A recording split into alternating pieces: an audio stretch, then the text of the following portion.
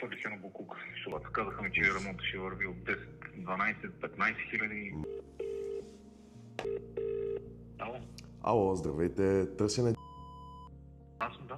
Здравейте, много ми е приятно, казвам се Александър Димитров и съм собственик на Евротоп Auto. Звъня във връзка едно запитване, което имате при нас. За Audi SQ5. Търсим SQ5, написал сте от 2016 година. 15, 2016, нещо подобно. Предполагам, говорим за дизелова такава кола?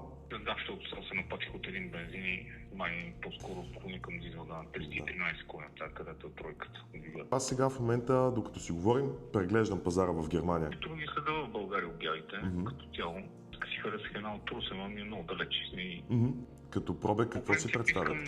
Си представям нещо да е на по-малко, към 150 хиляди, поне да някъде 160.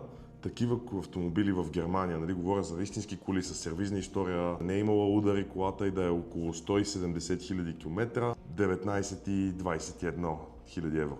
Това, като ми казвате 21 хиляди, ама това малко ми идва повече. Разбирам. 17, 19, максимум 19. Максимум 19. Посметнем така в такъв случай. Пиша 19 хиляди. От него изваждам около 1000 евро цената за транспорта до България. И нашата комисионна за съдействие е 500 евро. И оставаме с цени 17 500 евро. Лично бихме могли да закупим такъв автомобил, стига да му отделим достатъчно време и внимание. Така че предлагам ви да направим една поръчка, да ви пусна договора сега да го разгледате, да започнем търсене, в този 30-дневен срок да преценим ще станат ли нещата или съответно няма да станат. Ще ви изпратя нашия двустранен договор. Моля, като имате възможност, отделете време да го прочетете. Ще се радвам много да работим заедно и да ви съдействаме с носа на хубаво. Да, много свършим работа. Много ще се радвам. Това е хубав ден и до скоро. Мерси, подобно. Чао, чао.